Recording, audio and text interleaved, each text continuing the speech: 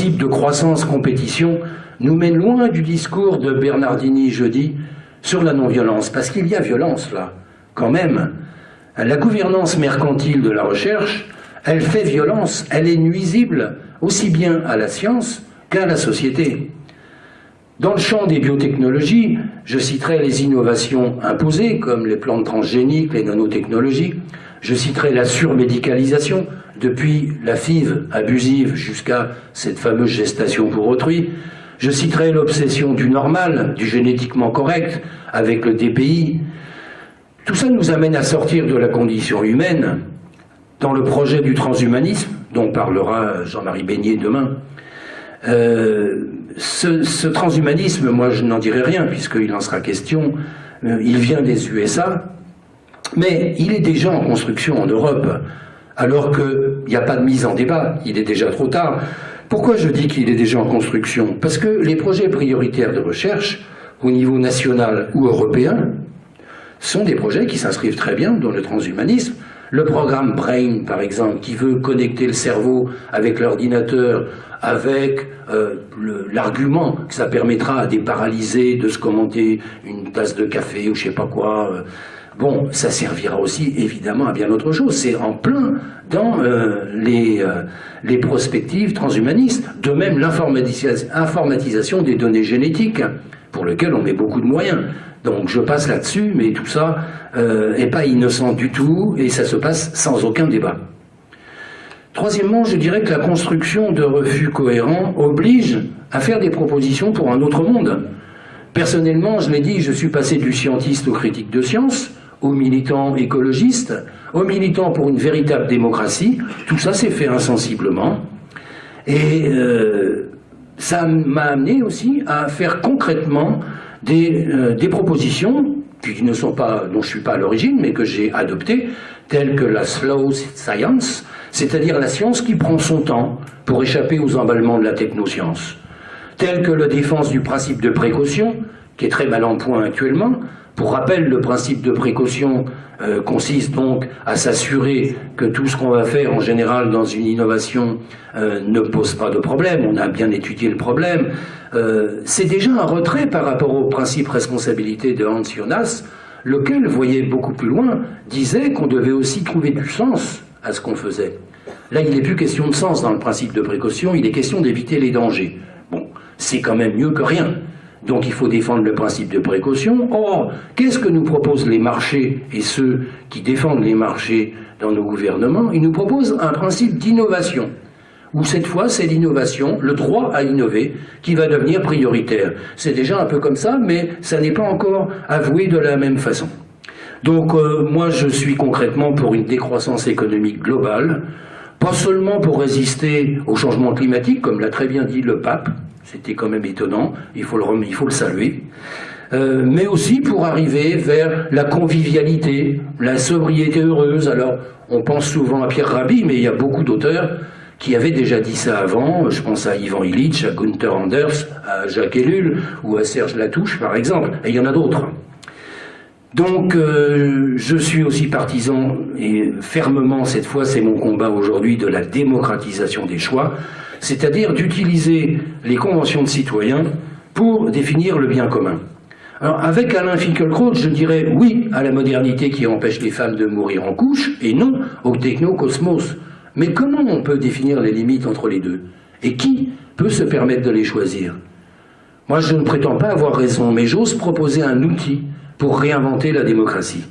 Face à la machine économique qui veut imposer ses intérêts de court terme, face aux incertitudes sur la nature précise et sur le calendrier des catastrophes inévitables qui nous menacent, eh ben je préconise des choix par les citoyens, parce que c'est eux qui paient la recherche pour l'innovation, et c'est aussi eux qui paient les pots cassés.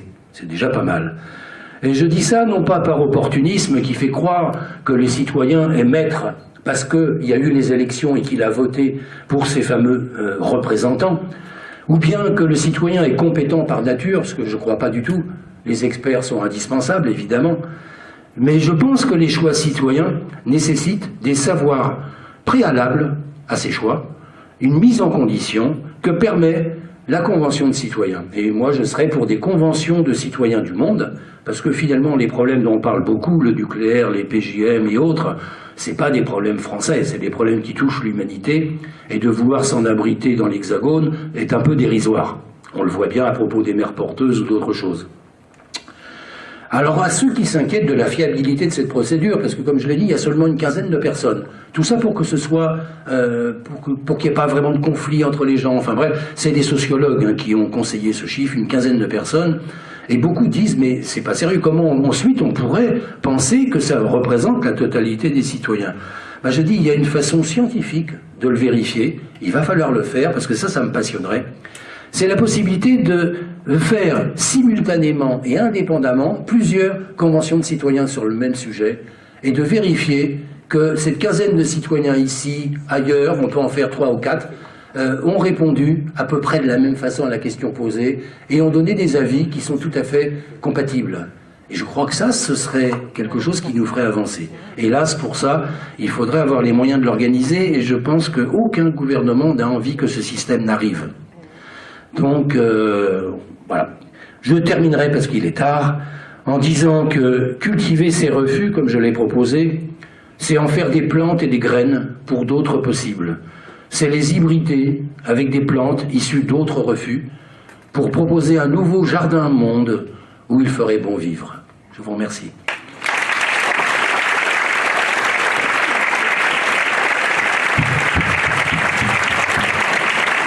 Merci Jacques Pestrard de cette intervention ô combien importante. Je vous propose qu'on aille s'asseoir quelques minutes avant de donner la parole au public. Voilà, c'est dit, c'est fait. Désespoir que finalement les politiques, ces politiques dont le mot paradigme effraie absolument, ces politiques dont l'individualisme effraie, que l'individualisme effraie, que le subversif effraie, est-ce que vous avez espoir que ces politiques, un jour, entendront cette demande de reconnaissance des conventions, enfin des réunions citoyennes, des conventions citoyennes? Ils font semblant d'entendre, ils en organisent même, mais qui sont d'abord mal foutus, c'est-à-dire que c'est pas du tout un protocole réfléchi comme celui qu'on a mis au point, et ils n'ont aucune intention ensuite de suivre les avis. Donc je crois que ça peut continuer un peu comme on fait les débats publics, ces débats publics qui sont sûrement indispensables, mais qui en général ne sont là que pour habiller une décision déjà prise, sauf peut-être au niveau très très local. Mais quand c'est des grandes décisions d'importance, il ne faut pas se faire d'illusions. Je me souviens de Dominique de Villepin déclarant en 2006, au moment de l'ouverture du débat public sur le nucléaire, et en particulier sur la construction de l'EPR à Flamanville, c'était en débat, eh bien, Monsieur de Villepin, au moment où commençait ce débat, a fait une conférence ailleurs, c'était à l'EDF, c'est un peu lié, mais... Et il a dit... Au vu des résultats du débat public en cours, j'ai décidé de construire l'EPR à Flamanville. Pesez bien chaque mot. Au vu du résultat du débat public en cours, le débat commençait, j'ai décidé de construire... Voilà. Et les gens ont fait donc un débat public qui coûte à peu près 1 million d'euros et qui, voilà, qui meuble. Donc je n'ai pas d'illusions sur nos politiques. Je ne dis pas qu'ils sont malhonnêtes, il y en a, c'est sûr. Mais je dis qu'ils ont pris aussi de mauvaises habitudes. Je pense que c'est une situation trop confortable, avec une sécurité d'emploi, que n'ont pas beaucoup d'autres gens, et qui ne leur permet pas de comprendre, d'une part, les malheurs que peuvent vivre les citoyens, de comprendre ce que c'est que la vie d'une personne ordinaire, et qui ne leur donne pas non plus la fougue pour que tout ça s'arrange. Donc j'ai pas beaucoup de confiance, et par exemple, je le dis dans mon bouquin, je crois qu'on n'a pas besoin de 2 chambres, comme on a actuellement le Sénat et les députés. On aurait des députés élus, parce qu'il faut bien avoir des représentants élus. Mais le Sénat, ça pourrait être des gens tirés au sort, et qu'on changerait tous les ans, et qui seraient là pour aiguillonner les députés, pour leur rappeler leurs promesses, pour leur donner des nouvelles missions, qui organiseraient des conventions de citoyens, chaque fois qu'il y a un sujet un peu épineux, pour prendre l'avis de la population. On pourrait arriver à faire des choses comme ça, mais j'ai pas d'illusion. C'est pas les gens qui sont actuellement bien assis dans leur fauteuil qui vont s'installer sur des strapontins. Est-ce que vous avez évoqué les OGM dans votre intervention? Je ne crois pas avoir entendu ça. J'ai dit les plantes génétiquement modifiées, mais j'ai écrit un livre là-dessus, qui n'est pas là d'ailleurs, mais j'ai écrit un bouquin spécifiquement là-dessus, parce que c'est un très très bel exemple d'une technologie certainement dangereuse, mais en plus inutile. C'est-à-dire, pour résumer, le temps qu'il faut pour fabriquer une plante transgénique, c'est une douzaine d'années. C'est assez sophistiqué. Et on s'est aperçu maintenant qu'entre 3 et 8 ans après la mise en culture de ces plantes, eh bien, les caractéristiques qu'elles devaient avoir, c'est-à-dire soit de lutter contre un nuisible, soit de résister à un herbicide, tout ça a disparu. Si c'était de résister à un nuisible, eh bien le nuisible a muté très vite et il résiste complètement à l'insecticide qui est libéré par la plante transgénique, donc elle est inefficace. Et si c'était pour tolérer un herbicide, eh bien cette propriété est transmise aux mauvaises herbes qui ensuite allègrement supportent le Roundup et autres saloperies. Donc c'est vraiment l'exemple de quelque chose qui a été imposé avec des fausses expertises d'experts vendus et qui nous amène, enfin je crois qu'il faut que la France continue de refuser ça, mais ça va être certainement de plus en plus difficile avec ce fameux traité transatlantique qui va nous obliger à vivre comme les Américains.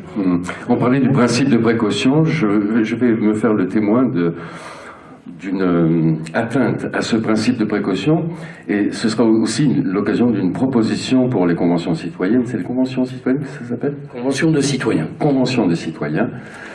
Ce sera une proposition de réflexion. Il se trouve que, et là ça vous concerne tous, en 2014, 25 médicaments génériques ont été supprimés. Là, maintenant, en mars 2015, c'est 700 médicaments génériques qui vont être supprimés probablement, ou du moins qui risquent de l'être. Ça veut dire quoi? Ça veut dire que moi je ne suis pas du tout ni pharmacologue, ni chimiste. Je n'ai pas à me prononcer pour savoir si un générique est mieux ou pas qu'un médicament princeps. Ce n'est pas mon travail, ce n'est pas mon rôle. Sauf que c'est moi qui signe au bas d'une ordonnance ce que l'État français en ce moment impose de faire à l'ensemble des médecins. Donc, pour quelle raison est-ce que je m'opposerais au générique? Pour la simple et bonne raison que ça pose la question de la traçabilité. Lorsque vous achetez une pièce de veau au supermarché, la première chose que vous faites, c'est regarder l'étiquette et voir d'où vient cette pièce de veau, dans quelles conditions elle a pu être élevée, comment elle vous est parvenue dans votre assiette. Eh bien, je vous mets au défi aujourd'hui de prendre une boîte de médicaments générique, de vérifier au dos de cette boîte si vous trouvez la mention « a été fabriqué à tel endroit », conditionné dans telles conditions, transporté par telle entreprise et surtout vérifié par telle autre entreprise et à quelle date. Jamais vous ne trouverez ces mentions dans les notices qui font parfois 2 ou 3 pages. Je pense qu'il y a là atteinte au principe de précaution. Et cette atteinte vous concerne directement, parce que c'est vous qui mangez ces médicaments et c'est moi qui signe l'ordonnance. Moi, quand je dis moi, ce sont les médecins qui signent l'ordonnance qui vont vous permettre de consommer ces médicaments. Atteinte au principe de précaution.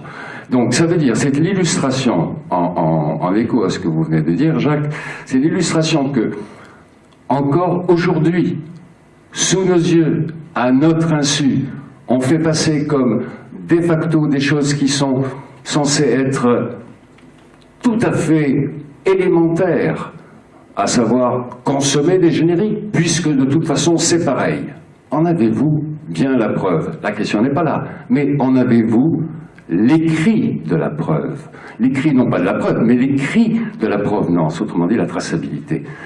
c'est, me semble-t-il, très important. C'est revenir quelques dizaines d'années en arrière, lorsqu'on pouvait mettre des pièces de veau, des pièces de bœuf, des pièces de mouton dans les supermarchés, sans dire d'où ça venait. Donc voilà un type de réflexion, Jacques, me semble-t-il. Je veux bien dire un mot là-dessus, parce que je suis d'accord, il doit y avoir une transparence, mais je crois que, en même temps, c'est une façon de ne pas assumer la responsabilité des gouvernants en ne mettant en circulation que des produits dont on aurait démontré l'innocuité. Si on ne sait pas, alors on pourrait mettre un gros point d'interrogation. Parce que qu'est-ce que ça veut dire? Est-ce que chaque consommateur doit devenir un expert de tout ce qu'il consomme? Mais ce que je dis, c'est vrai aussi pour les plantes transgéniques, par exemple. Alors autant je suis d'accord si on dit ce produit contient du porc, parce qu'il y a des gens qui veulent pas de porc. Bon là, c'est pas une expertise. Mais de dire ça contient des OGM ou pas. Alors, moi, je défends ça, c'est pour embêter les fabricants d'OGM. Mais en fait, c'est pas ça qu'il faudrait faire. Il faudrait avoir une morale de l'expertise qui fasse qu'on est certain que ceux qui savent, ceux qui sont en charge de savoir, ne nous délivrent que des produits de qualité. Donc, de mettre le citoyen en position d'expert, c'est un peu se défausser de ses responsabilités quand on est un gouvernant. Je propose au public de poser ces questions.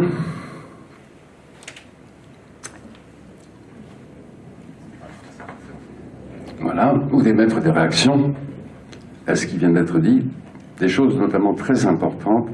En attendant qu'un doigt se lève ou que le micro soit prêt, voilà, très rapidement, comment faire connaître l'action de ces conventions de citoyens? Il faut aller sur le site, soit le mien, soit celui de l'association Sciences Citoyennes, où là vous avez pas mal d'informations là-dessus, sur autre chose, sur la démocratisation de la science.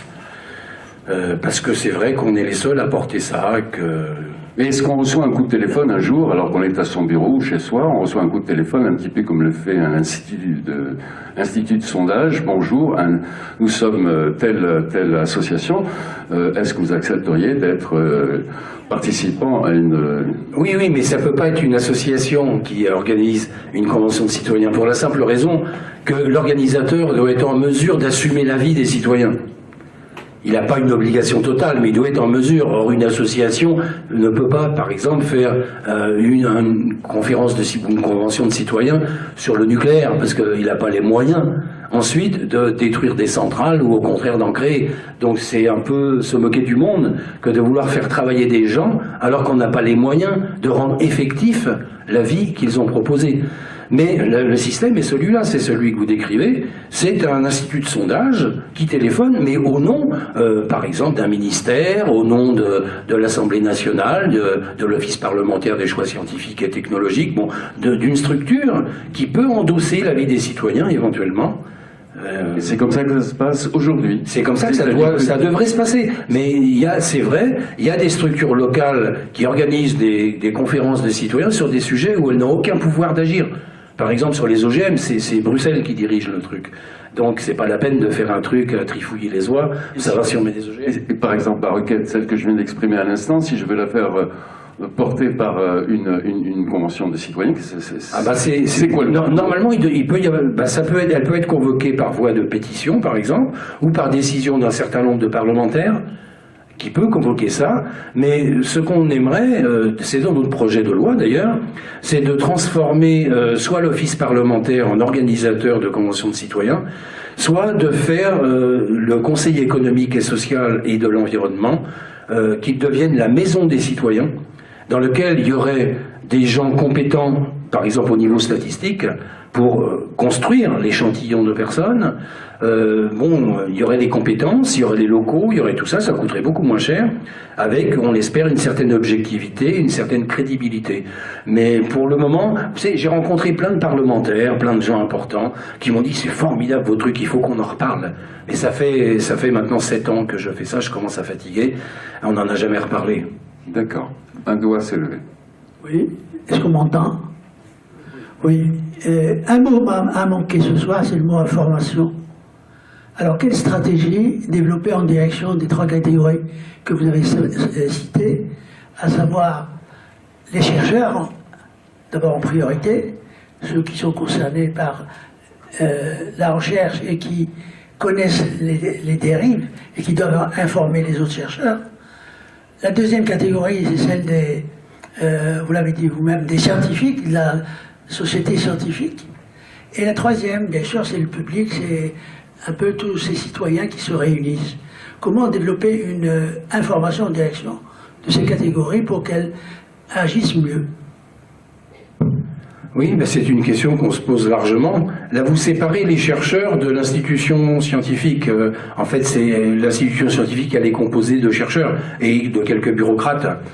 Mais on essaie effectivement de faire passer des messages. C'est pas facile du tout. Vous savez, le monde de la recherche aujourd'hui est un peu imperméable à toutes sortes d'idées comme ça, parce que c'est très dur d'être chercheur aujourd'hui. Il n'y a pas de poste, faut le savoir. On dit les gens veulent pas faire de la recherche scientifique, ben, ils préfèrent faire du business, c'est sûr.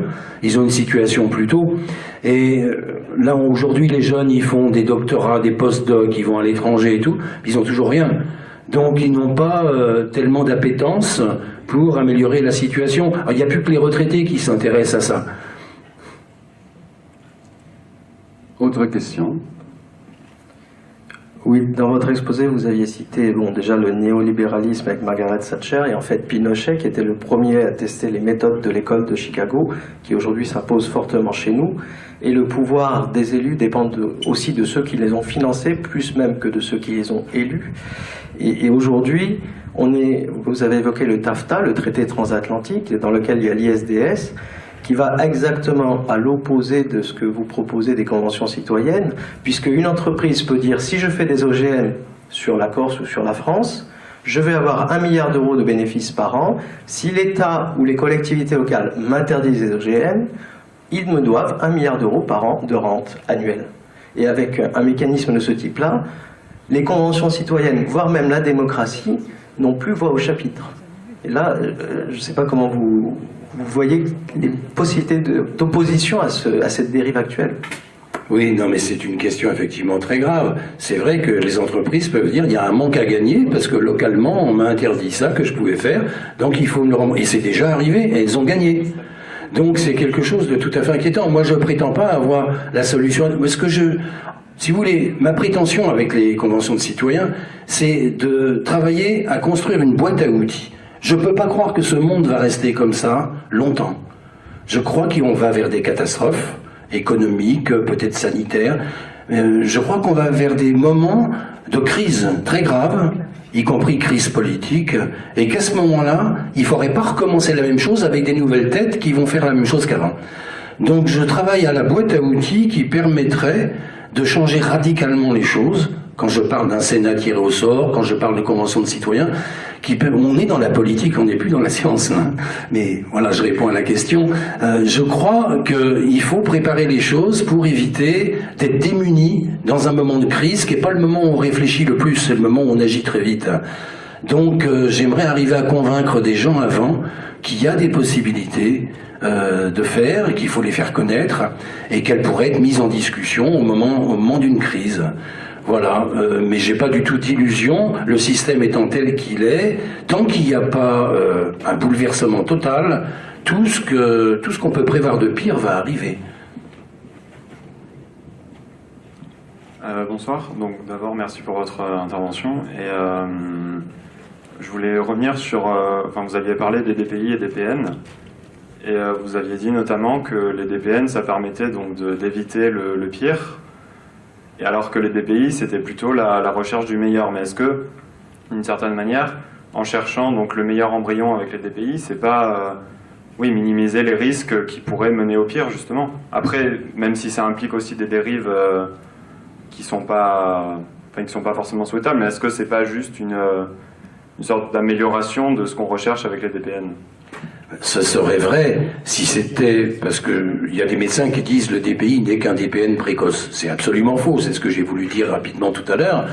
Parce qu'on ne cherche pas les mêmes pathologies. Bien sûr, on cherche les mêmes, mais on en cherche d'autres, nouvelles. Et ça augmente tous les ans. Et pour exemple, j'aurais dire que les Anglais ont un catalogue des problèmes génétiques qui peuvent être recherchés par le DPI. Je me souviens, quand je l'avais consulté, il y a 4 ou 5 ans, il y avait 65-70 pathologies. C'est-à-dire à peu près les mêmes qu'en France. Mais en France, nous n'avons pas de catalogue. Nous, c'est simplement un bilan après coup, voilà ce qu'on a fait. Tandis que les Anglais, ils disent, voilà ce qui serait possible de faire. Voilà ce qu'on propose à la population.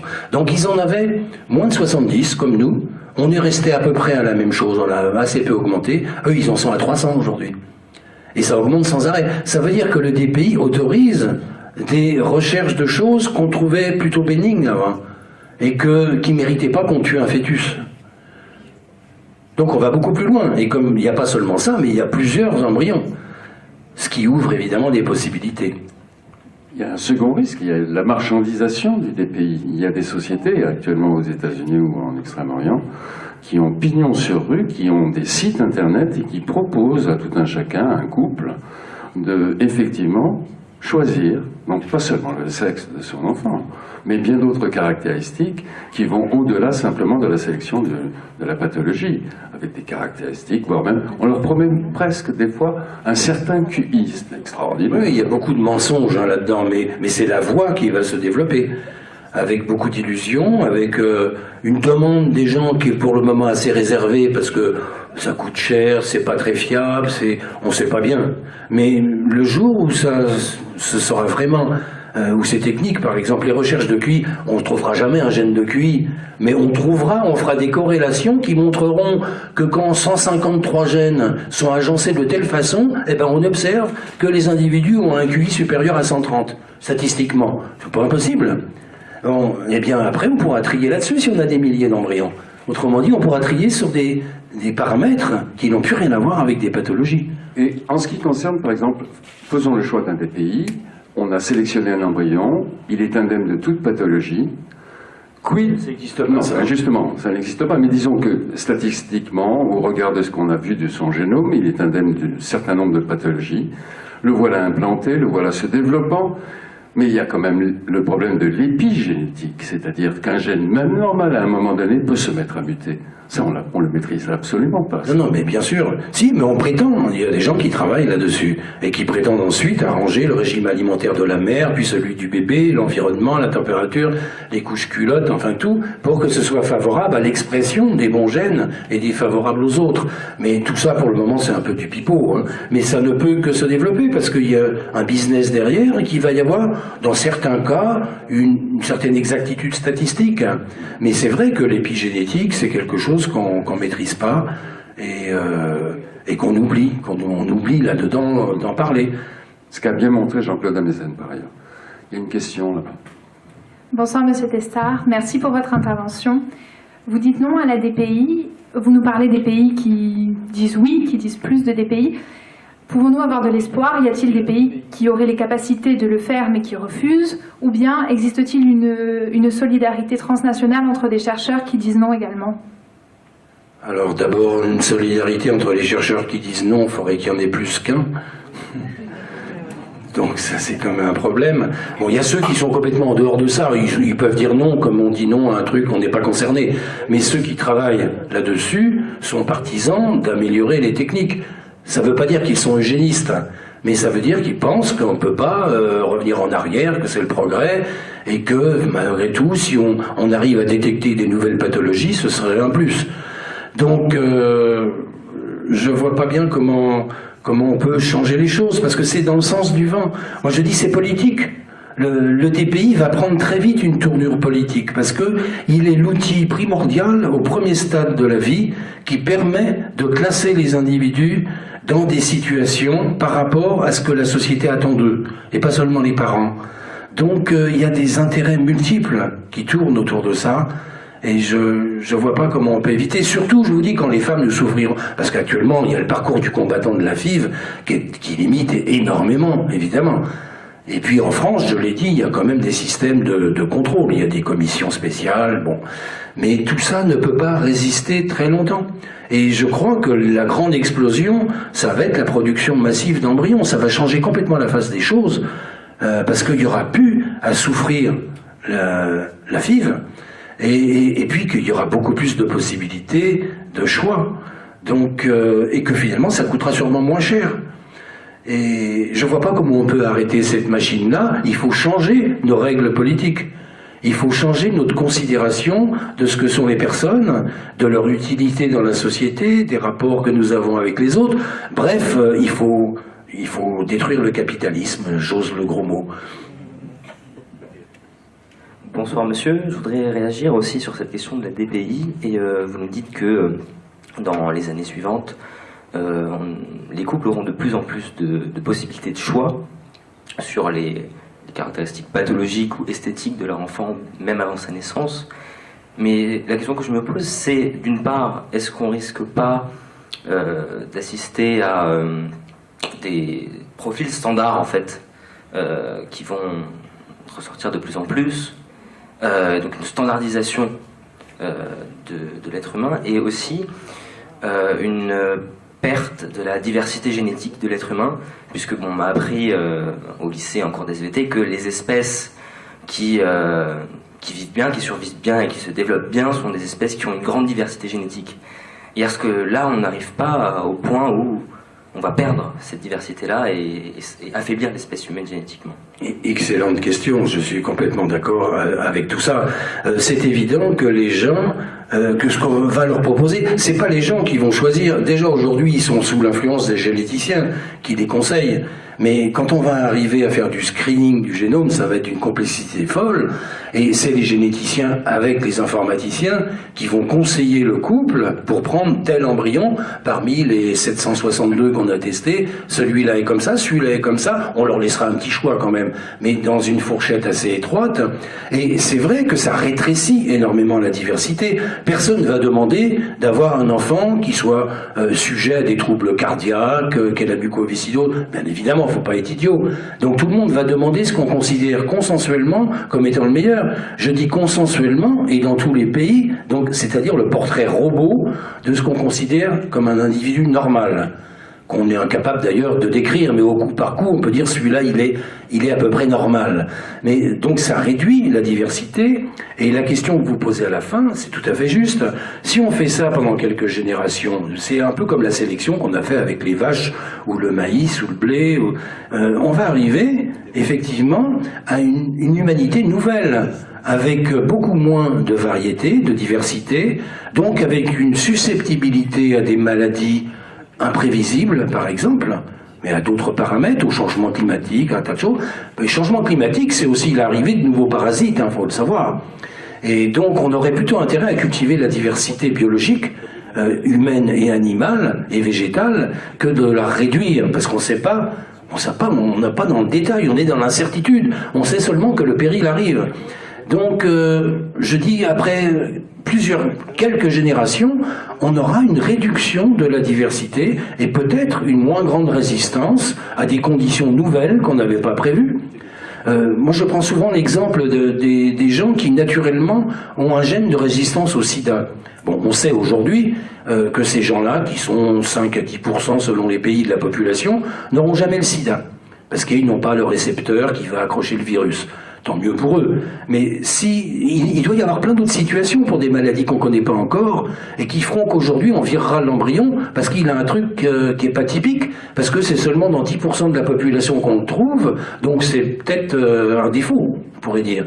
Et que quand on aura la possibilité de trier largement, je crois qu'on concentrera sur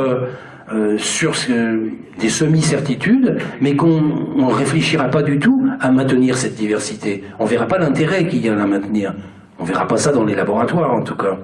Donc, je reprends l'exemple de ce gène du sida. Si on ne l'avait pas trouvé et qu'on fasse le DPI avant, un DPI comme je décris là, pas pour chercher une pathologie spécifique, comme c'est encore le plus souvent le cas aujourd'hui, mais un screening, on dira, mais celui-là, il a un truc de travers, là, et il n'y a que 5% des embryons qu'on ça, les poubelles. Or, c'était justement celui qui était armé pour ne pas être malade. Bon, c'est un peu caricatural, mais je pense que ces cas-là se produiront. Est-ce qu'on peut donner un micro à... Oui, d'accord. Donc, juste après. Allez-y, madame, je vous en prie. Merci. Moi, j'ai appris en troisième à peu près ce qu'était que l'humanisme. Et là, je me dis que jamais... Ça fait plusieurs années que j'assiste à ces conférences et je prends vraiment conscience à quel point le titre de ces conférences est pertinent. J'ai assisté à toutes les conférences et chacune à sa manière m'apporte quelque chose qui tient de, je dirais, de la source pour une terre assoiffée. Voilà, donc je voudrais vraiment remercier à la fois les organisateurs et toutes les personnes qui ont parlé cette fois-ci. Je voudrais aussi faire une remarque concernant ce qui a été dit jusqu'à présent, et je me demande si notre société ne marche pas un peu sur la tête.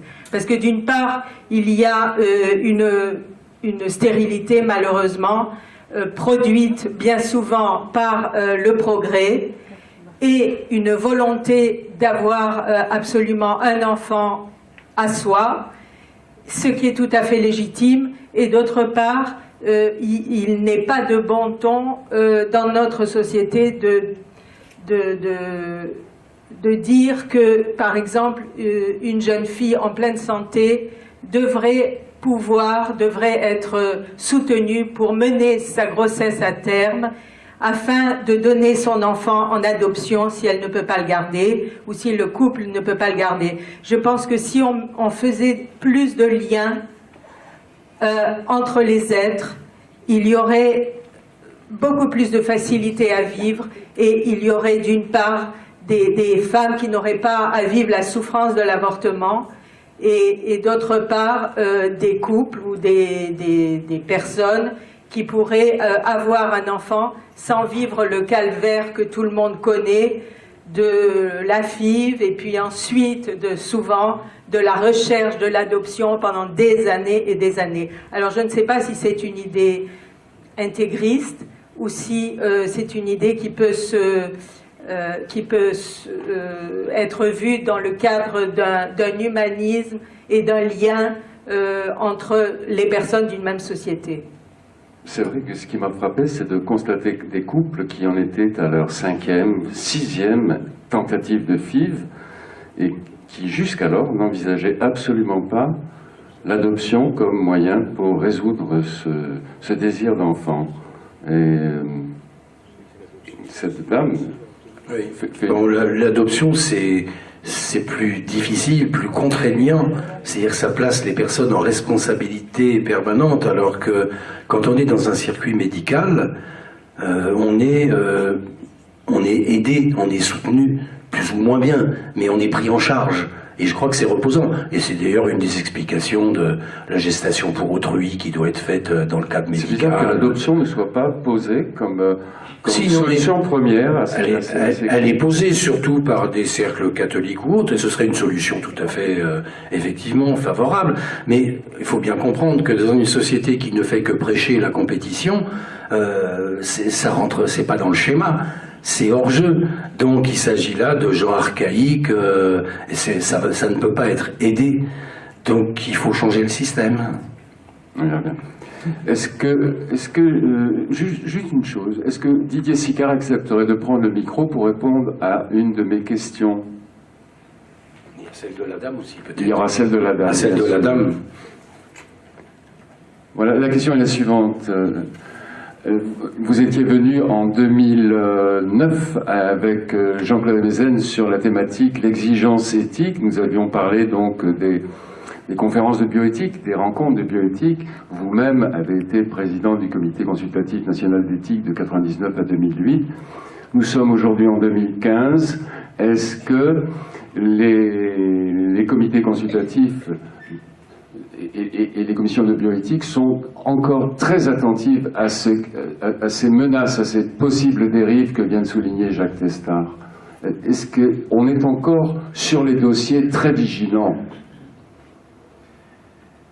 Je crois que,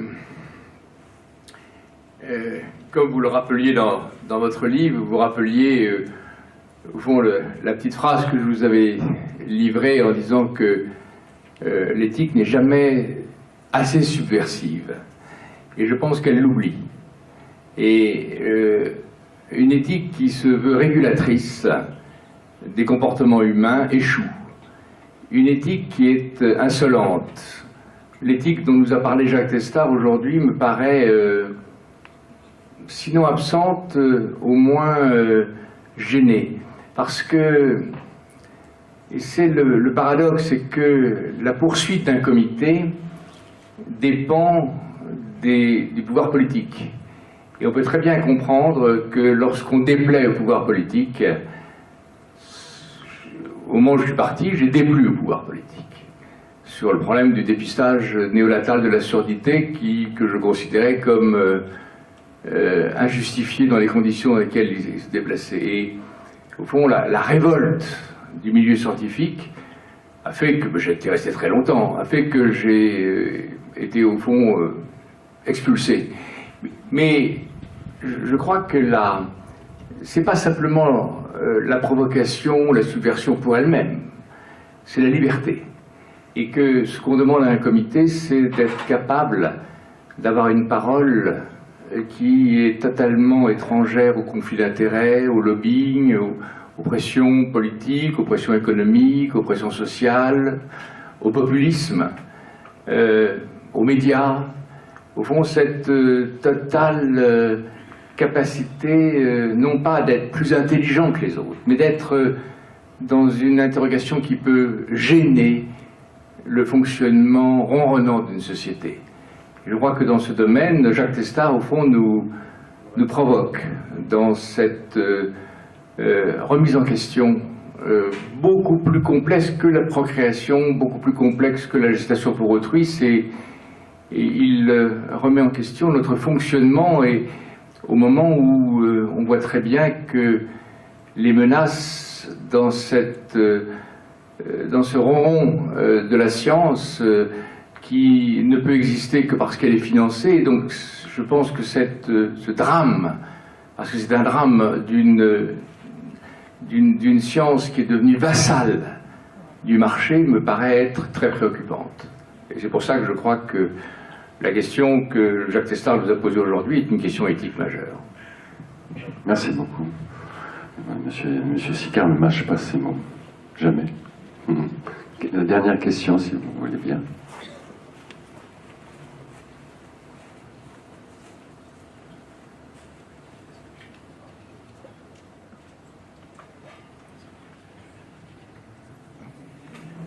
Vous êtes le 6e conférencier.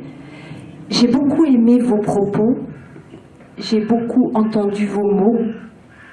Vous avez eu cette politesse du cœur de citer les différents intervenants, y compris la première mini-conférence.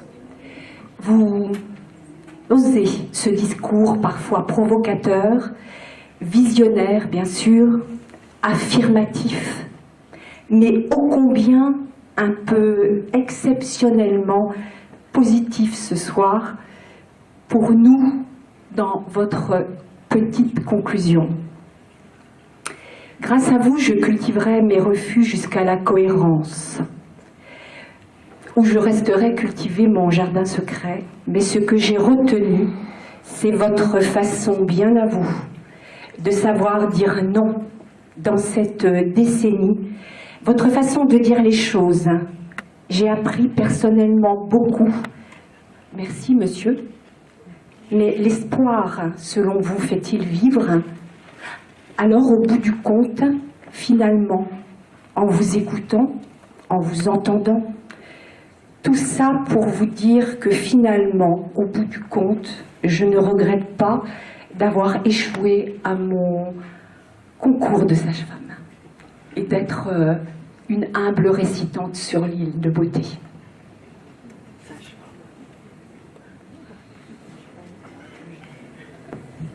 Eh bien, après donc ce témoignage, dont je vous remercie, c'est un aveu peut-être douloureux, je ne sais pas, je vous propose de remercier Jacques Testard pour cette belle intervention.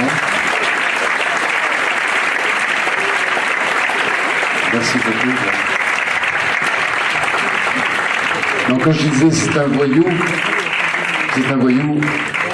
aux yeux de l'ordre public, naturellement. Mais la conclusion, c'est surtout garder votre conscience politique. La conscience politique, c'est pas seulement un clivage droite-gauche, c'est précisément chercher la lumière à travers ceux qui ont la légitimité pour vous la montrer.